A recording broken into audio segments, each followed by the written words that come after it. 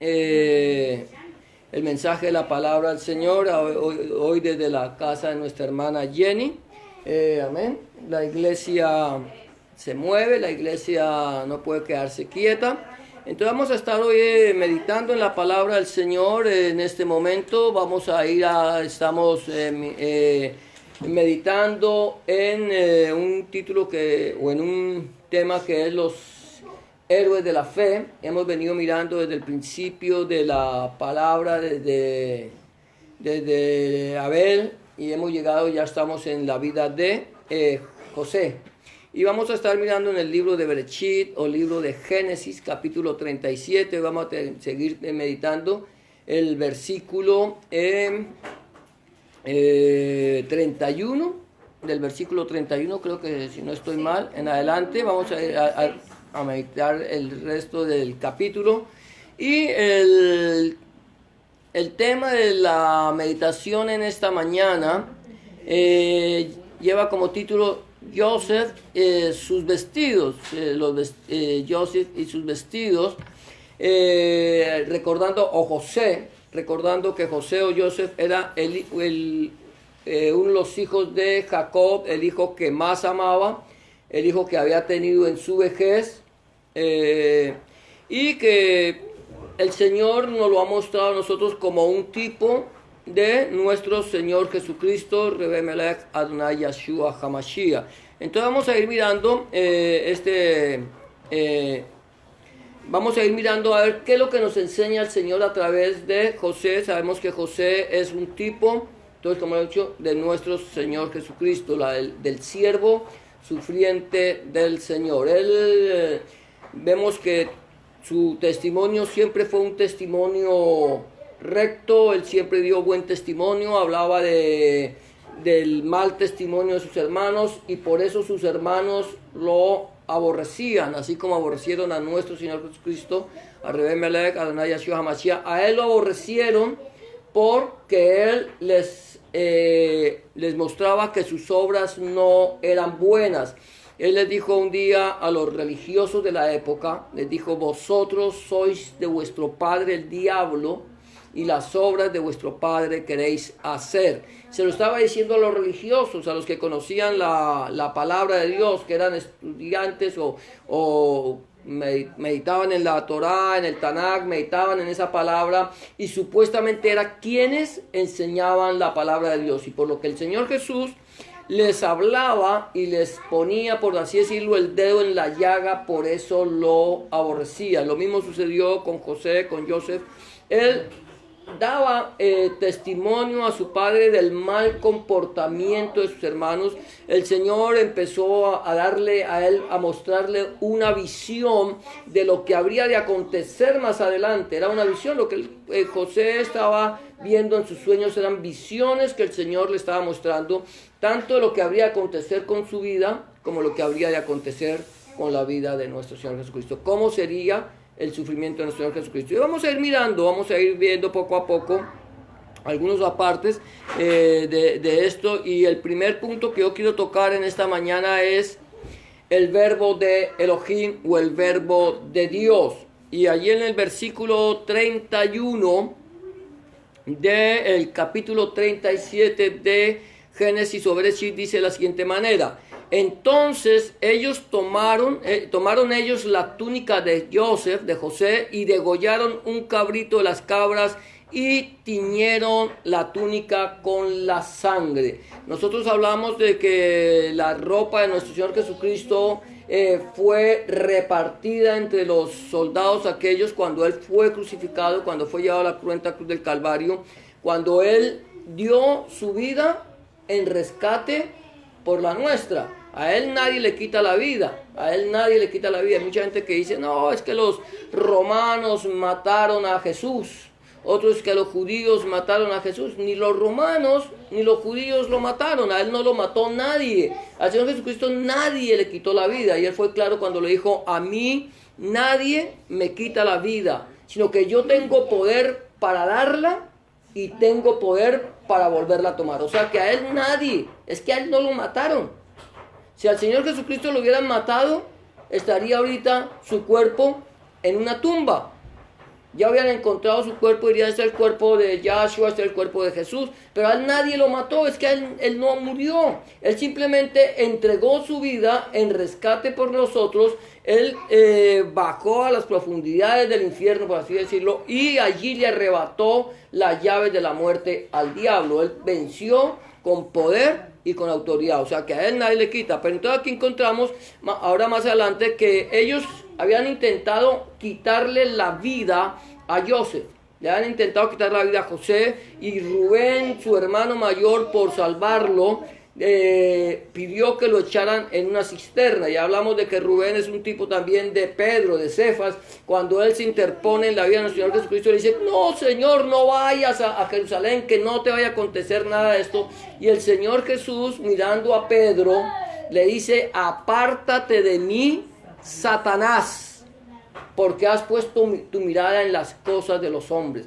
Y ahora, aquí el Señor no le estaba diciendo Satanás a Pedro, o quizás sí, porque Satanás significa adversario, pero más bien era el adversario que a través de la boca de Pedro no quería que Jesús cumpliera con su ministerio, con lo que estaba escrito de él. Satanás siempre intentó destruir o acabar con el ministerio del Señor Jesucristo, que no se cumpliera. Desde el mismo momento en que él nace, él procura matarlo, y en todo tiempo procuró hacerlo caer en tentación para de esa manera que no pudiera cumplir como hombre. Ahora, aquí hablamos en este texto como el verbo de Dios, o el verbo de Elohim. ¿Por qué razón?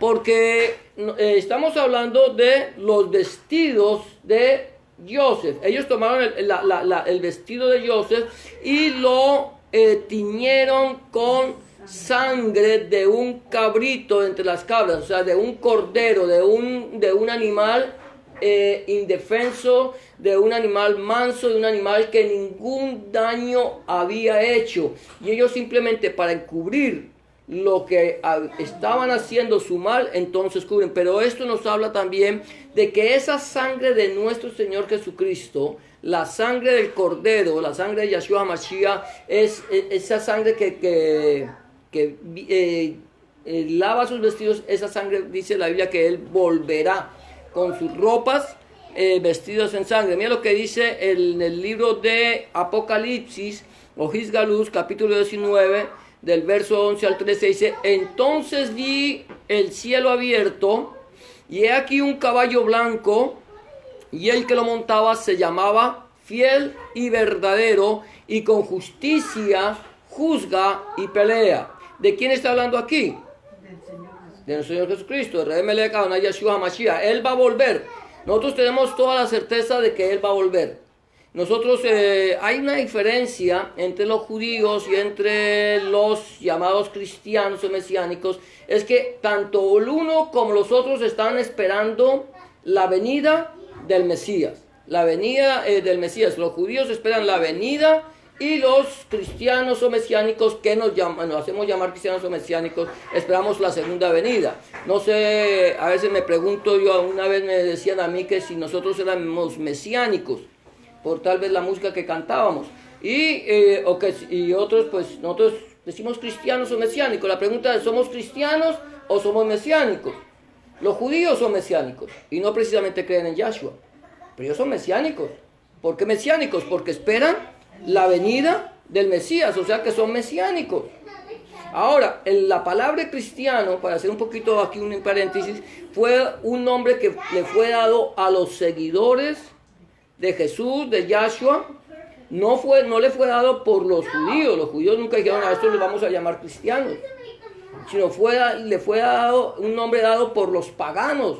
Los paganos los llamaron por primera vez cristianos a los seguidores de nuestro Señor Jesucristo, de Rey Melech Adonai Yahshua HaMashiach, en la ciudad de Antioquía, en Siria. O sea que nosotros, verdaderamente, si nosotros analizamos esto, nosotros tendríamos que llamarnos más, bueno, es que nos llamaban, no sé si mesiánicos, porque los llamaban los del camino.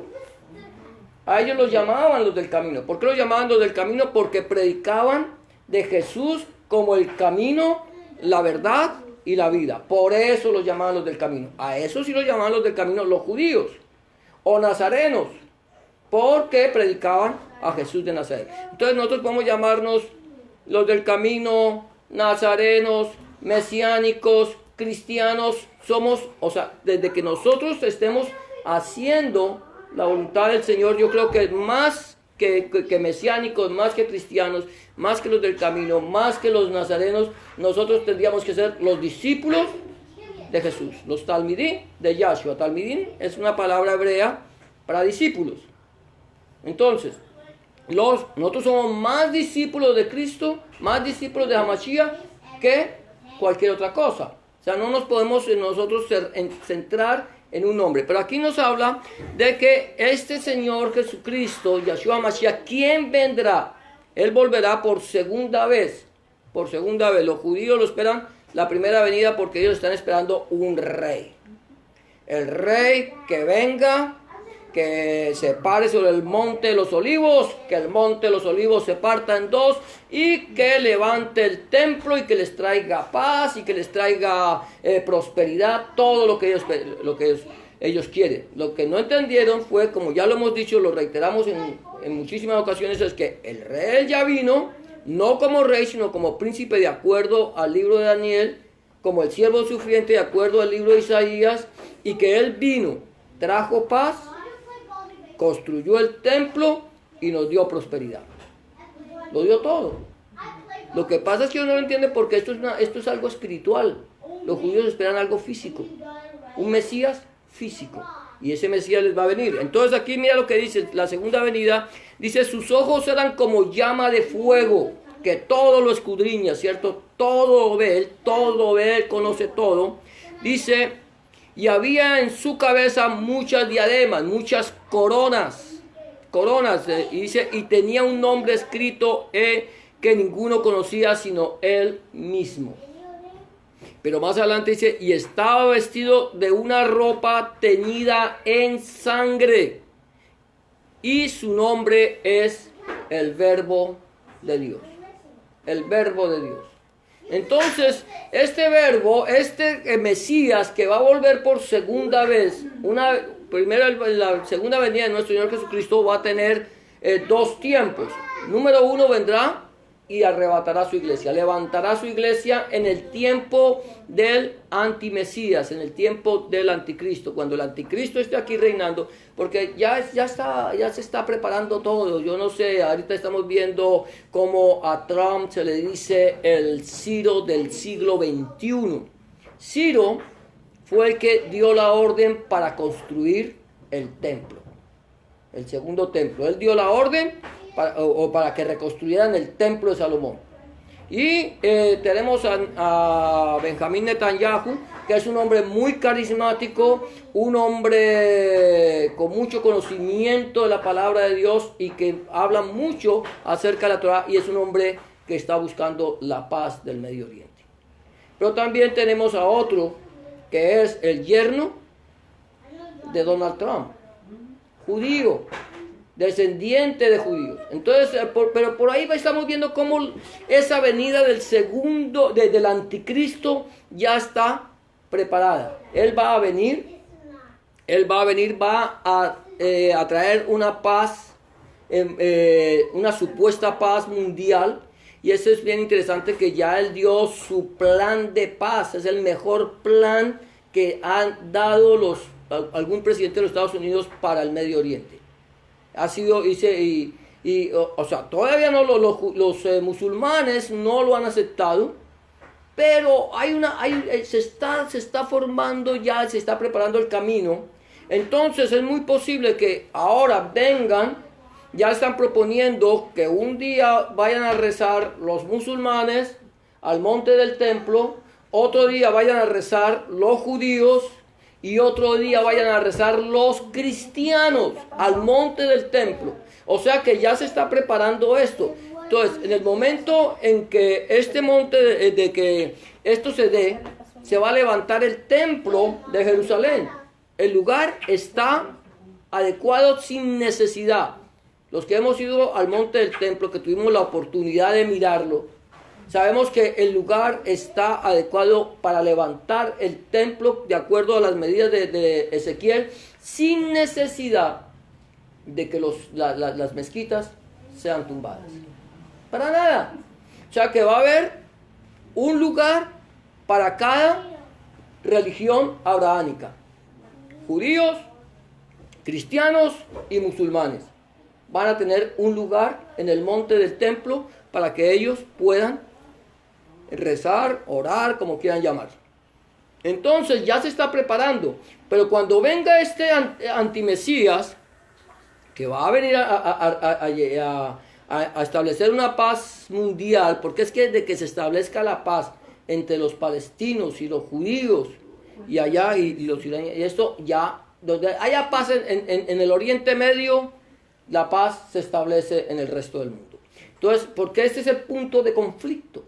Entonces, ellos están ahí esperando esto, vendrá el antimesías, levantará el templo, y la gente, los judíos, lo proclamarán como el Mesías, porque él mismo vendrá y dirá, yo soy el Mesías. Lo que nunca en nuestro Señor Jesucristo, Rey Melech, Adonai Yeshua Mashiach, nunca proclamó. Él nunca se proclamó el Mesías. A él lo proclamaron porque sabían que él era el Mesías. Él no necesitaba de ponerse títulos. Él sabía quién era. Este tendrá que venir y ponerse un título y decir, yo soy el Mesías, que he sido enviado para levantar el templo. Y entonces será, ya luego eso lo veremos. Entonces aquí dice, pero luego vendrá el Señor Jesucristo en su segunda venida, después de haber levantado la iglesia, dice, y que vendrá, dice que un caballo blanco, y el que lo montaba se llamaba Fiel y Verdadero, que es nuestro Señor Jesucristo. Y también dice, estaba vestido una ropa teñida en sangre y su nombre es el Verbo de Dios. O sea, esa ropa teñida en sangre nos está hablando de su sacrificio. De su sacrificio. Cuando Él venga montado, Él vendrá con la ropa teñida en sangre y los judíos lo verán. Y dice la palabra del Señor en el libro de Zacarías, y mirarán a mí el que traspasaron. Y también en Zacarías dice, y le preguntarán, ¿qué marcas son estas en tus manos? Y Él le dirá, con estas fui herido en casa de mis amigos. Entonces aquí este episodio de la ropa de José, de Joseph, teñida en sangre, nos habla de la segunda venida de nuestro Señor Jesucristo como el verbo de Dios o el verbo de Elohim. El segundo punto que vemos es la túnica de su hijo. La túnica de su hijo. Mira, vamos a mirar, dice, y enviaron la túnica de colores y la trajeron a su padre y dijeron, esto hemos hallado, reconoce ahora si es la túnica de tu hijo o no. Aquí encuentran, entonces, una vez que ya han vendido a Joseph, ya lo vendieron, ya vendieron a nuestro Señor Jesucristo, ya le pusieron un precio, porque nuestro Señor Jesucristo, Rey Melech, Yeshua HaMashiach, fue vendido por un precio, ya le pusieron un precio a su vida. ¿Cuánto fue?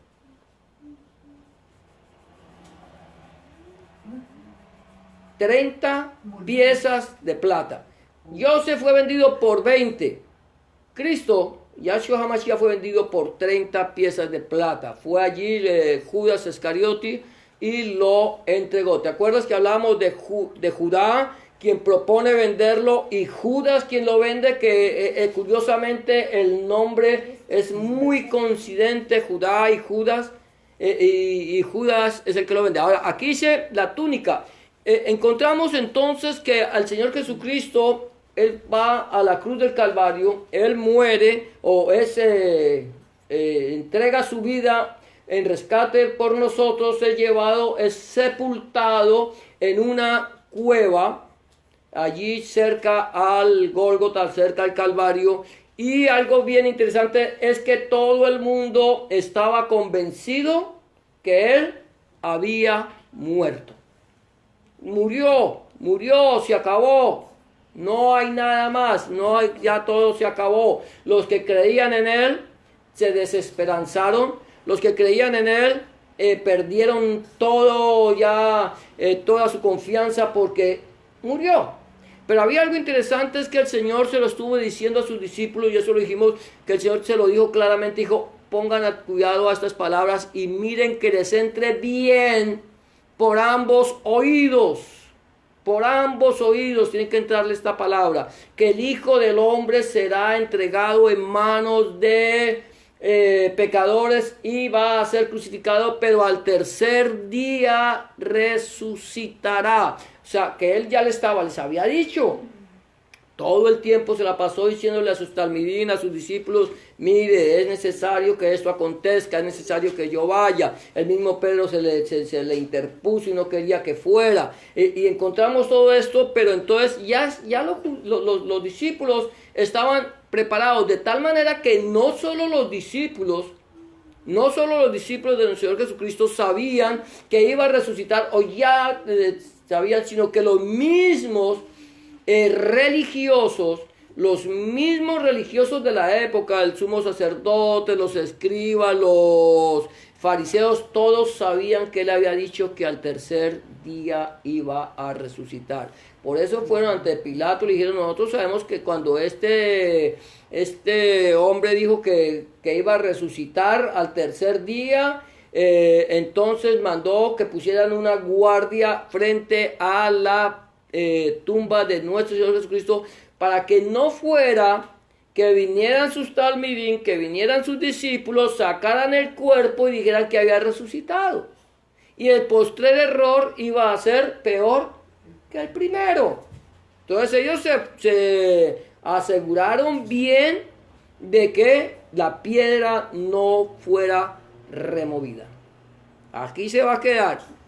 O sea, Satanás, el propósito de Satanás es que Jesús se quede en la tumba. Pero aquí encontramos algo interesante, es que vemos que el Señor Jesús se ha llevado a la tumba. Estamos hablando de la túnica de su Hijo. Entonces mira lo que dice Juan 20 o Yohanan, capítulo 20, versículos 6 y 7. Dice, luego llegó Simón Cefas, Pedro, tras él, y entró en el sepulcro y vio los lienzos puestos allí y el sudario que había estado sobre la cabeza de Jesús, de Yahshua, no puesto con los lienzos, sino enrollado en un lugar aparte. Entonces encontramos aquí que es el cuerpo del Señor Jesucristo es llevado a la tumba. Es sepultado, es puesto una piedra y allí, entonces, ¿y qué pasó con Joseph? Joseph fue llevado, vendido a los madianitas, quienes se lo llevaron a Egipto, y le llevan la túnica, le dice, reconoce la túnica, reconoce los vestidos, reconoce si son de tu hijo, pero no va sino la túnica, no está el hijo no está, el hijo desapareció, el hijo no está por ningún lado. Y aquí encontramos lo mismo. Vienen los discípulos a la tumba y entran porque le dijeron, no está aquí, ha resucitado. ¿Por qué buscáis entre los muertos al que vive?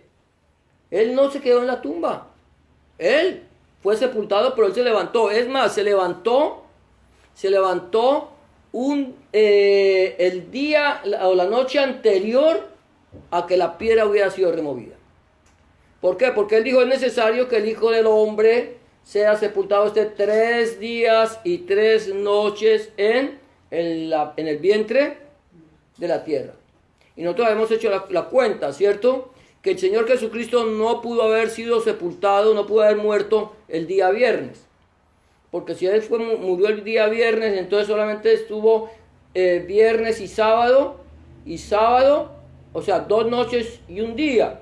Entonces no pudo haber sido. Pero si fue que él resucitó el primer día de la semana, el día domingo. Ahora, encontramos que él fue crucificado el día miércoles, que fue el día en que en ese año cayó la Pascua del Señor. Pesa cayó en un día miércoles, el día siguiente, o sea, el día de la preparación, es que ahí comenzaba Pesa, ahí comenzaba la Pascua, el día de la preparación cuando sacrifican el cordero y a partir de ese momento el día siguiente es un día de reposo que nadie puede hacer absolutamente Nada. O sea, fue crucificado el miércoles, el jueves fue el primer día de los panes sin levadura, que nadie podía trabajar. El viernes era un día común y corriente cuando las mujeres prepararon las especias.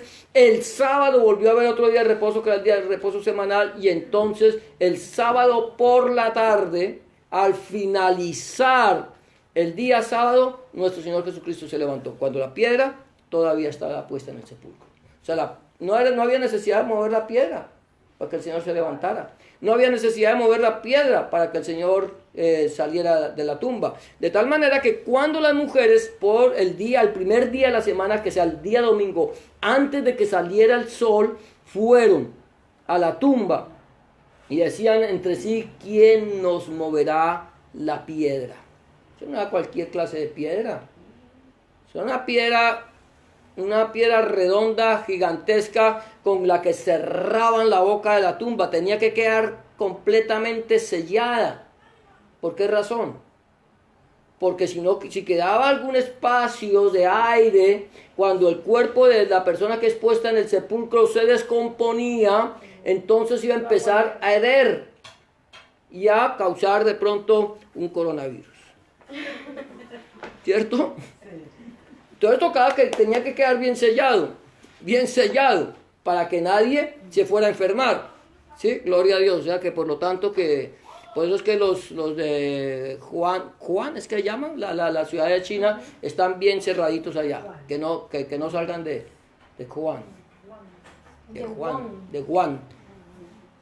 Aunque el virus ya salió. Pero aquí, entonces, saliéndonos sin salirnos del tema, aquí encuentran ellos, llegan a la tumba. Entonces eso es importante que nosotros podamos entender que el Señor Jesucristo, hacemos ese paréntesis de cómo Él fue crucificado el miércoles, estuvo el miércoles por la noche, jueves por la noche, viernes por la noche 3 días, jueves un día, viernes 2 días, sábado 3 días, y ya al final resucitó. Ya el domingo ya no estaba en la tumba. O sea, no que haya resucitado el domingo. Él no resucitó el domingo. Él resucitó al final del día de reposo. Nada se puede cambiar de la ley, nada. Nosotros que somos los que cambiamos, entonces nos reunimos el domingo para celebrar el día de la resurrección. Que eso es lo que celebra la iglesia cristiana los domingos. El día de la resurrección de Cristo. Por eso se reúnen los domingos, pero Él no resucitó el domingo. Porque entonces hubieran sido 4 noches. Porque si hubiera sido sepultado el jueves, entonces no hubiera podido conseguir que hubiera un día de reposo, día normal y otro día de reposo. Era imposible. O sea que precisamente eso es lo que nosotros podemos entender. Ahora, ellos llegan y encuentran el sudario y el lienzo del Señor Jesucristo. Ya no estaba Él. Reconocieron que era el sudario y el lienzo donde fue envuelto el Señor Jesucristo. Sí. Sabían que ese era con que habían envuelto al Señor, pero ya el Señor no estaba. A Jacob le dijeron: ¿reconoces si esta es la túnica de tu hijo o no? Él sabía, él la reconoció, era una túnica de colores, era una túnica dada especial al hijo por excelencia. El hijo por excelencia, y el hijo por excelencia es nuestro Señor Jesucristo, Rey Melech, Adonai Yahshua HaMashiach. ¿Por qué el hijo por excelencia? Porque Él es el unigénito, el único hijo de Dios, pero el primogénito porque nosotros somos hijos adoptados por Dios a través de la sangre del Señor Jesucristo. Sin la sangre de Cristo, hijos del diablo. Así de fácil. O sea, es que todos somos hijos de Dios, mentiras. Vosotros, le dijo el Señor a los religiosos, sois de vuestro padre el diablo. Entonces que el Señor nos ayude a que nosotros podamos entender esto. Entonces la túnica de su hijo, el tercer punto es: abrieron sobre mí su boca. Vamos a ver qué dice acá.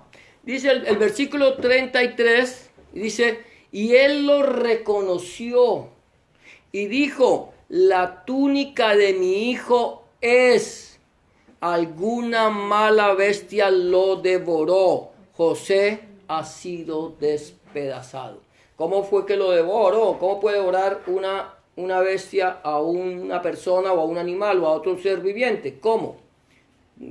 Para devorarlo tiene que abrir la boca y con la boca lo devora. O sea que aquí lo que cree Jacob o Israel es que una bestia devoró a Joseph.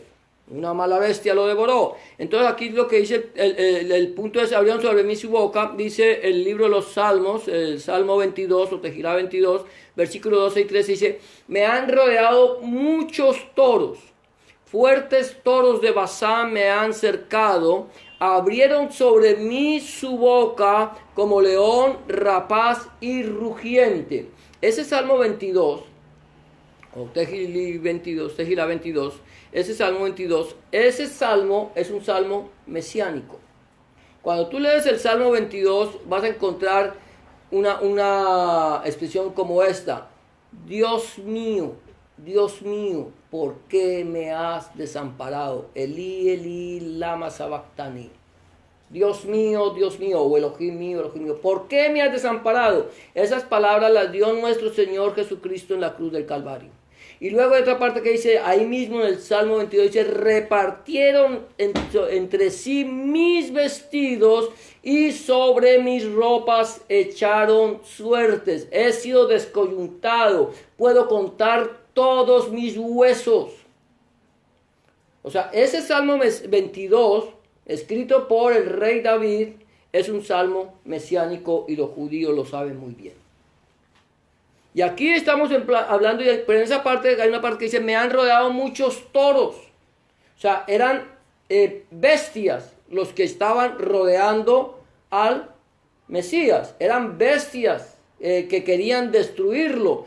Y lo otro lo encontramos allí cuando él está en la cruz del Gólgota, en la cruz del Calvario, cuando ellos le dicen, si eres hijo de Dios, desciende para que creamos en ti.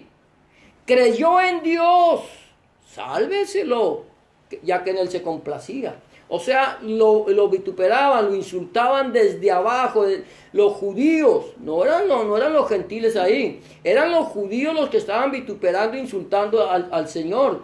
Y lo estaban desafiando a que descendiera de la cruz. Lo mismo fue con uno de los ladrones. Si eres hijo de Dios, yo no sé si este sería judío o sería gentil. Aquí no nos dice que era. Dice, si eres hijo de Dios, desciende de la tumba. Desciende de la cruz para que creamos. Sálvate y sálvanos a nosotros. Y el otro le dice, como un necio has hablado. Este hombre no ha hecho nada malo. Nosotros estamos sufriendo en nuestro cuerpo las consecuencias de nuestro delito. Y por eso cuando le dice, Jesús, acuérdate de mí cuando vengas en tu reino. Y el Señor le dice, de cierto te digo que hoy estarás conmigo en el paraíso. O sea que allí estaban estas bestias procurando devorar sus carnes, acabar con el Señor lo más pronto posible. Querían destruirlo en todo lo que como pudieran. Y ya, o sea, ya no les bastó verlo allí colgado en una cruz, sufriendo por un delito que no cometió, sino que más encima vienen y lo insultan, lo maltratan, no tienen ninguna consideración con nuestro Señor. Entonces aquí viene, y entonces luego viene, hay otra parte que dice, Mateo 27, 28, dice, y desnudándolo, le echaron encima un manto escarlata. O sea, a él lo azotaron, lo azotan, le quitan la ropa, lo insultan y le ponen un manto escarlata. Ese manto escarlata es una especie como de burla al rey de los judíos, porque los que usaban ropa de color escarlata eran los reyes. Color púrpura, este escarlata era como rojo, pero era como una burla, ¿no? No le pusieron tal vez un manto púrpura, ese se lo puso después Herodes, o se lo puso en algún momento como un insulto, como una humillación. Pero aquí dice que le pusieron, entonces aquí todos, no solamente los judíos en la cruz, sino que también los gentiles, los romanos, que lo azotaron, que lo insultaron y que se burlaron de él. Entonces aquí encontramos que aquí como pasó con Joseph, que la ropa nos habla de su sacrificio, de cómo sufrió. Entonces aquí encontramos también cómo nuestro Señor Jesucristo es torturado. Luego dice vestidos de silicio. Aquí vamos más adelante, versículo 34 de Génesis 37, dice, entonces Jacob rasgó sus vestidos y puso cilicio sobre sus lomos y guardó luto por su hijo muchos días.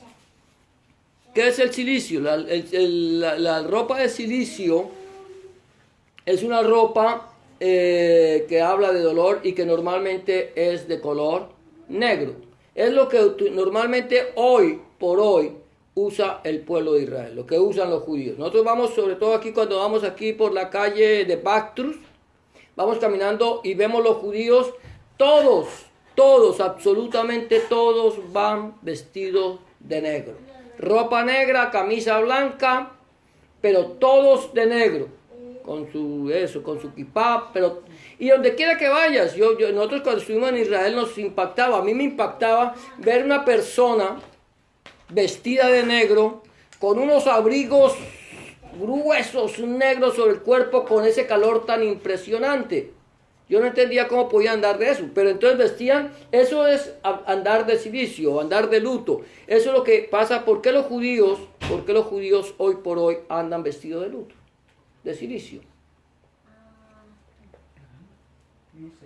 Ellos andan vestidos de silicio por el templo de Jerusalén, porque el templo de Jerusalén fue destruido, porque ellos no tienen un lugar donde ir a hacer sus sacrificios. Ellos no pueden ir a hacer sus sacrificios en ninguna parte porque el templo está destruido.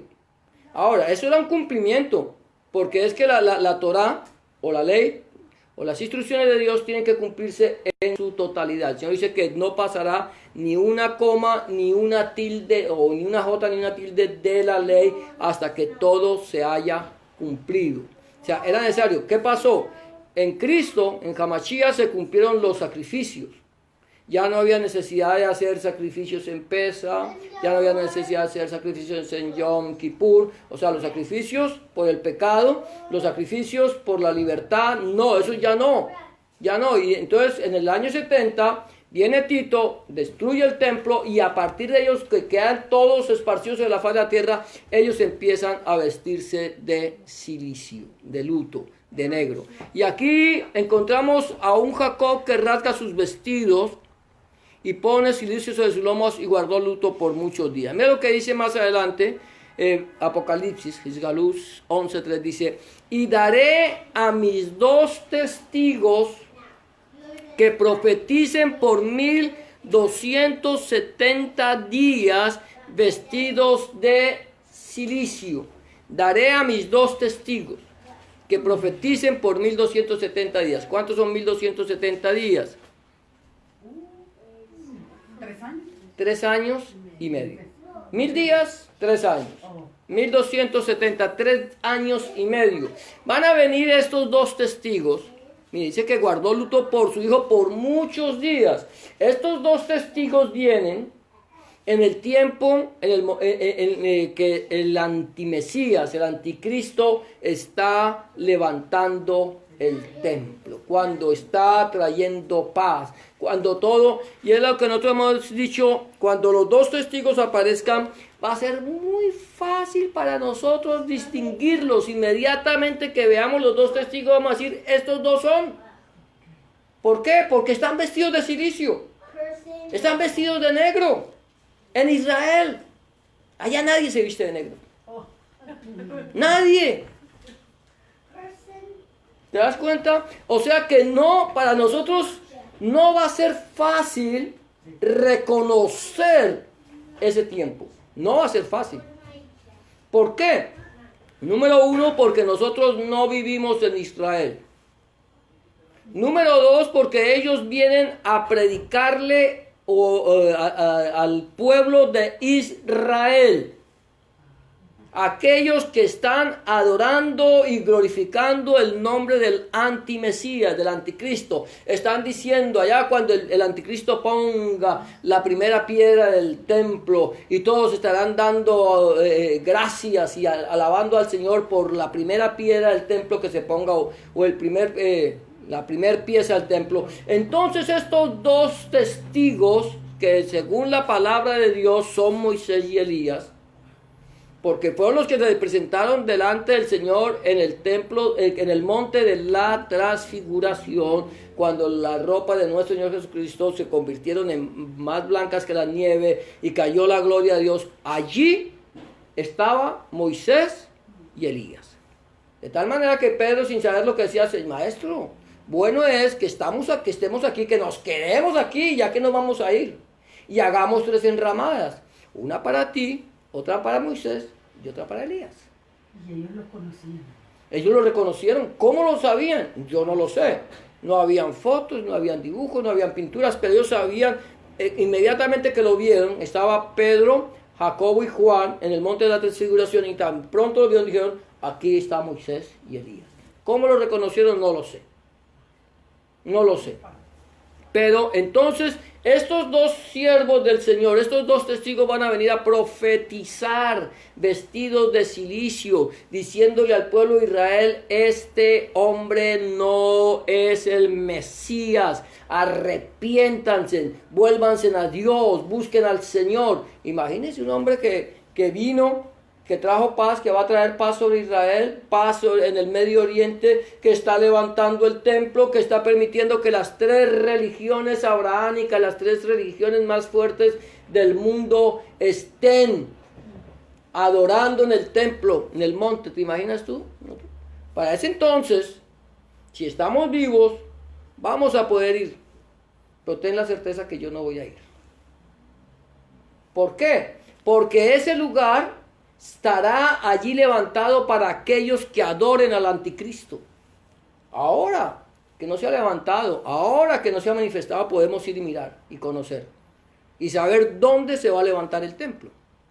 Pero cuando Él venga, si Dios quiere, que me dé cuenta que eso, pues cuando yo vea que están levantando el templo, ni de riesgos por allá, porque allá va a ser la alabanza y la oración al anticristo. Ahora, no estarán adorándolo así como que, pero ellos dicen: es que el Mesías, el templo será levantado por Dios mismo. Entonces ellos van a venir, y es el Mesías. Entonces, pero vendrán estos y estarán durante 3 años y medio, 1270 días predicando en Jerusalén. Y a eso, cuando pasen esos 1270 días, ¿qué va a pasar? Los van a matar por terroristas. ¿Sí, lo que le pasó al médico, al chino que encontró el coronavirus? Lo mataron por terrorista. Dijo que había encontrado una nueva cepa de un virus altamente peligroso como el SARS, y lo mandaron a callar. Ya se murió. Lo mataron. Directa o indirectamente, pero lo mataron. Y así van a hacer con estos. Los van a matar por terroristas. ¿Cómo se le ocurre? Es que eso es terrorismo. Venir a decir que ese hombre no es el Mesías cuando trae paz, o sea, venir a traer guerra y disensión y poner a la gente en contra de eso es terrorismo. Por terroristas. Pero es cuando dice la Biblia que estarán 3 días en la plaza y no los permitirán sepultar 3 días y medio. Un día por cada año. 3 años y medio, 3 días y medio. Pero al finalizar el tercer día, a la mitad del día, sonará el último shofar, la última trompeta, dice la Biblia, y los muertos en Cristo, en Hamashíach, resucitarán primero. Y nosotros, los que no hayamos muerto, seremos transformados en un abrir y cerrar de ojos al sonido de la final trompeta. Y habrá un terremoto. Entonces será cuando después de esos 3 años y medio, será cuando el Mesías, los 3 años y medio siguientes, el antimesías dirá: yo soy Dios. Y se sentará en el trono de Dios, pero para ese entonces ya la iglesia o la congregación, la quejila del Señor ya no estará, habrá sido arrebatada. Pero entonces aquí encontramos vestidos de cilicios, y entonces eso es lo que nos va marcando, eso va marcando. El Señor dice: mire, de la higuera aprended la parábola, que cuando sus hojas están tiernas, el verano se acerca. Cuando ustedes vean que todas estas cosas están aconteciendo, recordad que esto es a las puertas. Dice: erguíos vuestras cabezas porque vuestra redención está cercana. O sea, ya está. Ahí está. Este coronavirus, que como lo dijo, lo dijo por ahí alguien por siempre Israel, eso es un cumplimiento de la palabra. Es un cumplimiento y está abriendo la puerta a la venida del Mesías. O sea que ya está todo. Los judíos esperan la venida del Mesías. Van a tener que recibir al antimesías por 7 años. 7 años están con el antimesías, hasta que vuelva el Señor por segunda vez. Ahora, el otro punto es sintiendo una misma cosa. Mira lo que dice acá. Ya vamos a acabar. Dice, y se levantaron. Hay gente que me tiene miedo cuando digo que ya vamos a acabar, porque dicen, no, está en la mitad. Ya va a comenzar. Entonces Ya va comenzando. Está comenzando. Y se levantaron todos sus hijos, los hijos de Israel, el pueblo de Israel, y todas sus hijas para consolarlo, mas él no quiso recibir consuelo y dijo, descenderé enlutado a mi hijo hasta el Seol, y lo lloró su padre. Aquí encontramos a un padre que ha sufrido por la muerte de su hijo, y aquí encuentra, dice que no quiere recibir consuelo, no hay quien le consuele, no hay quien le quite ese dolor. Y aquí yo, cuando digo yo sintiendo una misma cosa, aquí los hijos de Israel, yo no sé si estaban sintiendo lo mismo, no creo que estuvieran sintiendo lo mismo que Jacob, porque ellos sabían lo que había pasado, ellos sabían a dónde habían mandado a José, sabían cómo lo habían vendido, sabían todo, cómo habían engañado a su padre. Entonces, pero Jacob no sabía. Pero aquí nos dice que nosotros debemos sentir todos una misma cosa. Mira lo que dice ahí la palabra de Dios en Filipenses capítulo 2, versículo 1 al 2. Dice Pablo, o Shaul, dice, por tanto, si hay alguna consolación en Hamashiach, si algún consuelo de amor, si alguna comunión del Ruach, si algún afecto entrañable, si alguna misericordia, o sea, si hay alguna consolación en Cristo, si alguna comunión del Espíritu, si algún afecto entrañable, si alguna misericordia, completad mi gozo, sintiendo lo mismo, teniendo el mismo amor, unánime, sintiendo una misma cosa. Mira, aquí Pablo le está diciendo, mire, si hay alguna consolación en Cristo, si hay algún consuelo de amor, si alguna comunión del Espíritu, y si algún afecto entrañable, si alguna misericordia, completad mi gozo. Aquí no había consuelo para Israel, pero para nosotros sí hay consuelo. Para nosotros sí, porque nosotros sabemos qué pasó con el Mesías. Nosotros sabemos que el Señor Jesucristo nadie le quitó la vida. Ese es un error gravísimo que ha tenido la iglesia durante cientos o miles, no voy a decir miles de años, pero sí cientos de años, creyendo que al Señor Jesucristo lo mataron. La iglesia católica, apostólica y romana enseñó durante décadas o centenas de años, enseñó que a Jesús lo habían matado los judíos. De tal manera que hacían que la gente que pertenecía al movimiento, a la religión católica y romana, odiaran a los judíos. Y lo siguen odiando a muchos. Ahora, cuando viene este hombre, el gran reformador Martín Lutero, que Dios lo usó definitivamente, fue usado por Dios, pero fue un hombre que a pesar de habernos abierto las escrituras y habernos hecho saber que éramos salvos por fe, ese hombre era un hombre que tenía un odio acérrimo hacia los judíos. Al gran reformador al cual al cual la iglesia evangélica y cristiana lo exalta casi que a lo sumo. Yo no voy a decir que era un hombre malo, pero fue un hombre que cometió errores como muchos. Pero entonces tanto la iglesia católica, apostólica y romana enseñó a sus miembros a odiar al pueblo de Israel. Que comenzó el protestantismo, la iglesia, entonces también empezó a enseñarle a la gente que odiara a Israel, que el pueblo de Israel no tenía razón de vivir, que había que acabarlo. Entonces, aquí lo que nosotros tenemos que entender, que nosotros debemos sentir una misma cosa. O sea, el amor no solamente para con nosotros. El amor no puede ser solamente para los que profesan una fe. ¿Sí? No, si usted es cristiano, entonces yo lo amo. Pero como usted es católico, apostólico y romano, pues yo lo desprecio. Y como usted es testigo de Jehová, ni me interesa saber de usted. Y como usted es musulmán, mucho menos. Y como usted es judío, ojalá se muera. No, no, porque el Señor Jesucristo, ¿qué fue lo que Él vino a decir? Dice, un mandamiento nuevo os doy, que os améis unos a otros como yo os he amado, que os améis también vosotros. O sea, una nueva misbah, un nuevo mandamiento dado por el Señor. Pero no solamente fue así, Él dijo, si amáis a los que os aman, ¿qué hacen ustedes de más? Lo mismo hacen los sicarios, se aman entre ellos. Los asesinos se aman entre ellos, toda la gente, los musulmanes se aman entre ellos, los judíos entre ellos, los evangélicos entre ellos, los testigos de Jehová entre ellos, y cada uno se ama entre ellos porque se sienten, son lo mismo. Pero el Señor dice, no, yo les digo antes, más allá, vayan más allá, amen a los que los odian a ustedes, bendigan a los que los maldicen, oren por los que los aborrecen. Eso es lo que tiene que ser el todo de un seguidor del Mesías, del Señor Jesucristo, de Rey Melech Adonai Yeshua Mashiach. Yo me digo que yo soy discípulo o talmidín, como quiera llamarse. Si yo digo que estoy siguiendo las enseñanzas del Señor, yo tengo que aprender eso, sentir una misma cosa, si hay alguna consolación.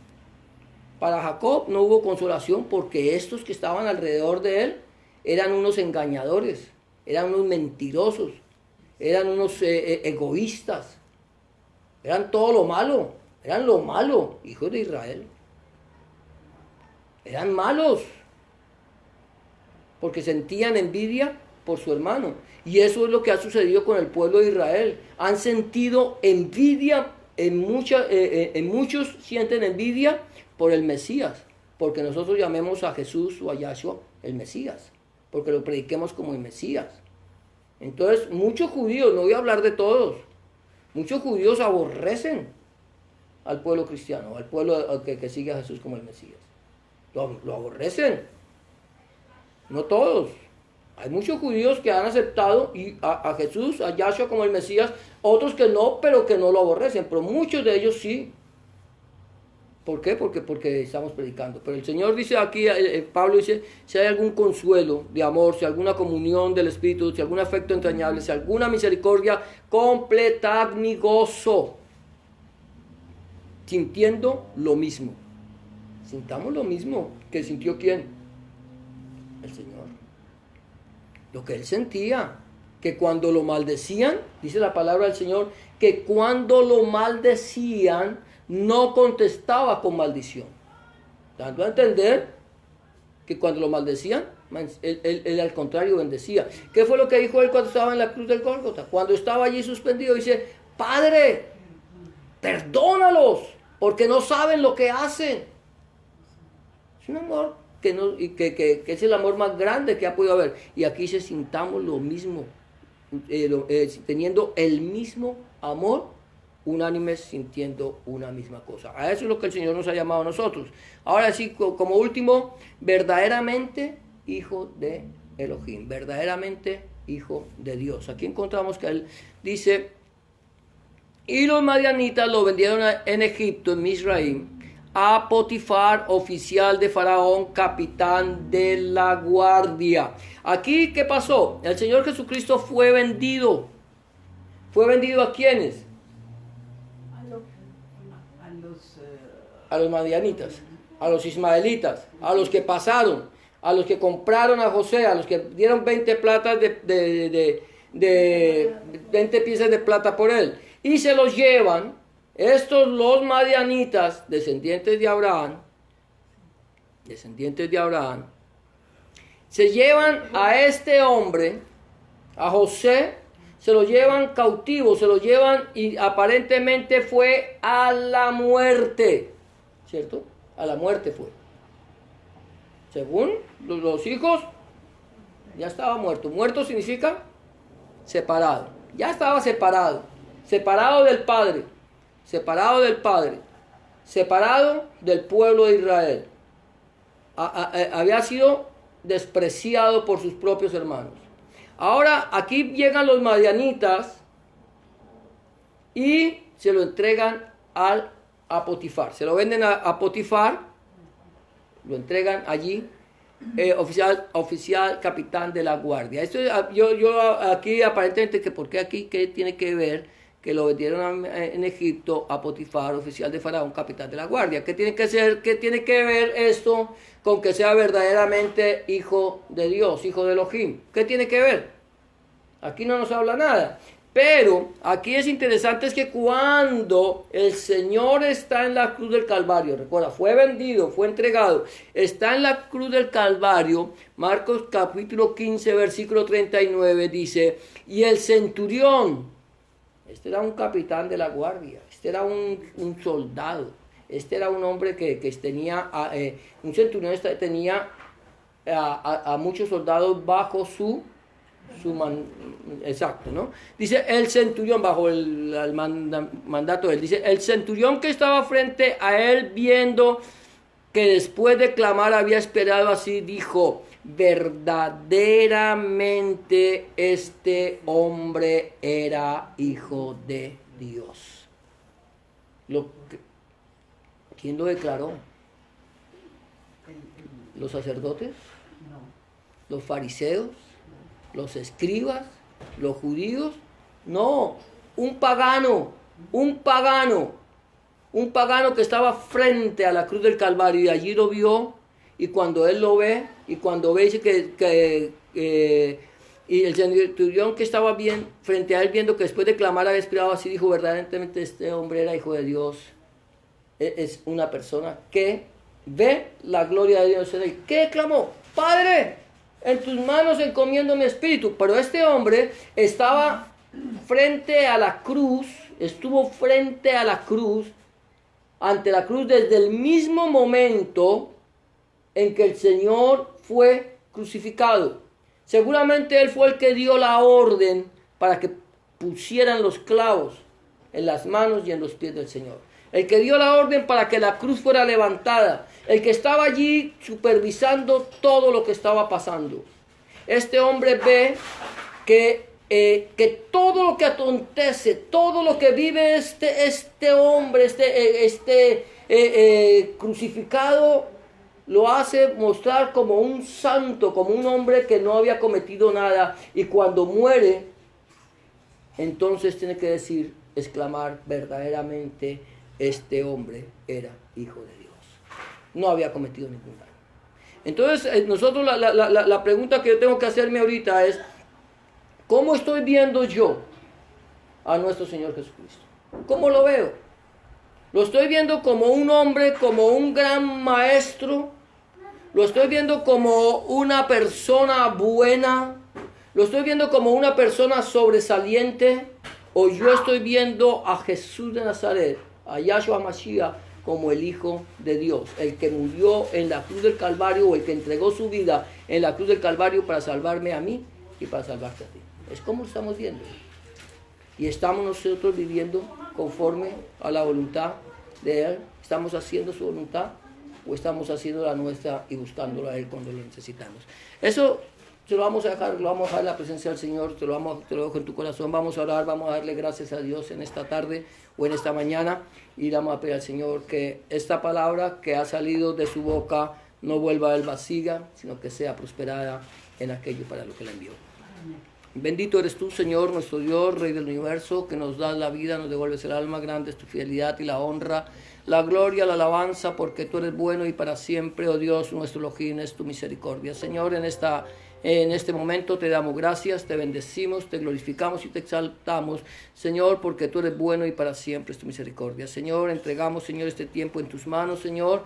Gracias, Señor, te pedimos, Padre Santo, que seas tú, Señor Dios mío, haciendo que tu palabra, que es viva, eficaz y más cortante que toda espada de dos filos, Señor, fluya, corra y sea glorificada en nuestras vidas. En el nombre de Jesús de Nazaret, nuestro Señor y Salvador, te damos gracias, Padre. Toda Rababa Kadosh. Amén y amén. Amén. Vamos a, de esta manera, vamos a terminar este tiempo.